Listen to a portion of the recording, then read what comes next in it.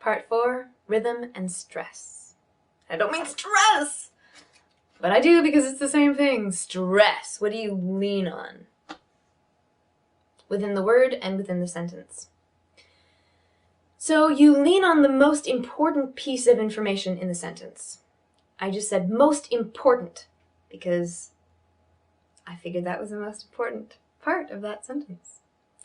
How are you? How are you? What's the difference? If they just asked me how I am, I might say, how are you? If I'm first, I might say, how are you? What do you think? What do you think? So what do you think is more, not me, but you? And what do you think is more, let's think about this together. The more important it is, the more you stress it. So I love that color on you. I love that color on you. I love that color on you. I love that color on you. Play around with it. It's fun. I really think we should go the other way. I really think we should go the other way. I really think we should go the other way. The da-da-da-da-da-da-da-da-da. Melody moment. I'm never doing that again. I'm never doing that again. I'm never doing that again. Again. So you notice how when I stress it, the pitch also rises a bit? Never. Da-da. Again. Duh. But not a lot. You know? I'm never doing that again. Way too much. Never. Good. That movie was brilliant. Da-da. The movie was brilliant. The movie was brilliant. The movie was brilliant. Things get truncated sometimes. We've talked about this with the omissions. Would you becomes would ya. Because I'm not emphasizing the you, I'm emphasizing the would. Would you? Would you do that? Would you do that? In that sentence, I'm emphasizing do, right? Would you do that? So the would you just is like not the most important part. It gets kind of shortened. Would you do that? Could you? Same thing. Could you? Could you go there?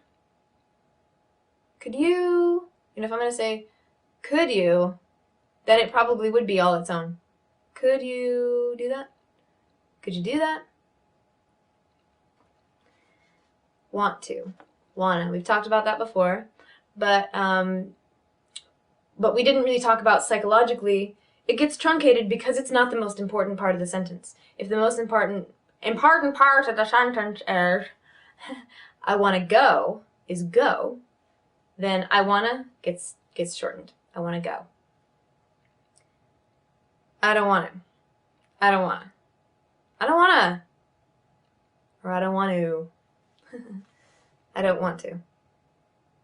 So these are things that if you're working on your business etiquette, maybe do less of these. But they're part of what gives it that Americanism. If it's a little bit too perfect, people will think you're foreign. Trust me, people have thought I'm foreign just because I pronounce things correctly. So, little word to the wise. I don't know. I don't know. I don't know. That one gets truncated because we just use it often. So we get lazy. I don't know. I don't know. Remember? Practice sentences. It's for you. If you're on the phone. It's for you. Fur. There's that fur again. It's for you. Probably wouldn't say that as much as it's for you. Or, no, it's for you. I'm going to go over there. Da-da-da-da-da-da-da. There's a little melodic pattern for you as well. I'm going to go over there. Want to come? Want to come? A little too proper? Want to come? I'm going to go over there. Want to come? Do you want to have some bread with that? The most important word being bread in that instance. Do you want to have some bread with that? Do you want fries with that? Do you want fries with that? That's different. Do you want them? Do you want it? Do you want it? Do you want it? Good. Practice contemporary dialogue. Notice the mitigators. They're all over this one, even more than the first one. It might sound more female, but it's definitely both male and female who are using these words now. I also have, next, I have some practice period dialogue, or 19 kind of 20s, 30s through the 60s. If you're playing that kind of a character, very different way of speaking. So here we go. I'm going to read it slowly all the way through A and B first, and then I'll read A to speed leaving the B, and then I'll read B to speed leaving the A for you so that we can do this together. Okay? So what did you think of the movie? Or, so what'd you think of the movie? Loved it. Totally brilliant. The acting, the script, I mean, it was hilarious. I know, right? It reminded me of this one family reunion we had when I was like 6. Yeah? Yeah. My mom and my aunt got into this full-on fight about who was supposed to make the Jell-O salad. I'm like, seriously? Who even makes Jell-O salad anymore? Right? And they're supposed to be the adults. For sure. It's so the other way around. I'm going to do that again because there are some different ways you could do it, and I'll do it again and leave out some of the mitigators. So what'd you think of the movie? Loved it. Totally brilliant. The acting, the script, I mean, it was hilarious. It reminded me of this one family reunion we had when I was like 6. Yeah? Yeah. My mom and my aunt got into this full-on fight about who was supposed to make the Jell-O salad. I'm like, seriously? Who even makes Jell-O salad anymore? I know. And they're supposed to be the adults. For sure, it's so the other way around. And then I'll go and do the A's.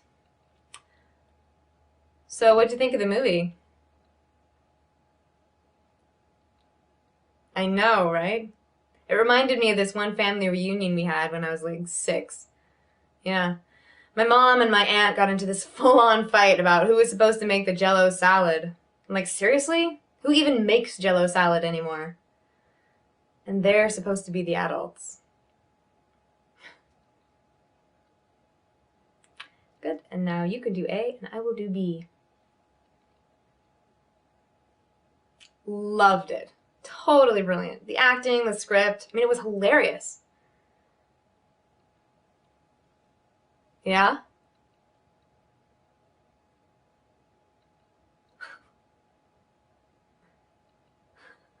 Right? For sure. It's so the other way around. Good. Now we'll do practice 1930s to 60s dialogue. You can use any dialogue you want. These are just pieces to help you, but I definitely recommend watching movies, repeating, pausing what other people do. You can watch my videos, but they're usually all different voices. So it can be helpful to only pick resources of the accent that you really want to cultivate, because there are a lot of them out there. So this is the practice period dialogue, or 1930s to 60s, kind of maybe 20s. Not a transatlantic accent, even though it definitely would apply to this, but for the interest of this exercise, I'm going to do what I call a timeless accent, which just means that it doesn't have, it doesn't sound very now in the way that we lean on things now. So if you are an actor and you're serious about your craft, you need to be able to learn how to take out the things that make you sound contemporary. These melodic patterns, these ways of leaning on things, particularly that we do now, that just did not exist 10 years ago, 20 years ago, maybe 10, but not 20 or 30 or 50 years ago. So if you're going to do Shakespeare, you have to be able to sound like now. I mean, not like now. Like then. Okay? So with this, I'm going to just read the whole thing straight and fairly slow first, and then we'll go back and do A and then B. Good evening, Vivian. Hank, what are you doing here? It's Saturday night. I'm aware of that. What's a Saturday night without 2 G&Ts and a room full of steaming jazz? A Sunday morning. Can I buy you a drink? Can Chick Webb play the drums? Martini? Dry. That's very particular. Kind of this rapid repartee, as they used to call. And a really dry, straight sense of humor. There's humor there for that time period. So, back to A. Good evening, Vivian. It's Saturday night. What's a Saturday night without 2 G&Ts and a room full of steaming jazz? Can I buy you a drink? Martini? Good. And now you can be A, which is Hank, I suppose. Hank, what are you doing here? I'm aware of that. A Sunday morning. Can Chick Webb play the drums? Dry. Good. Very good. Yay, we've got one more section, and then you will be free to do it again many, many times. Well done. Take a little break, and I'll see you for part 5.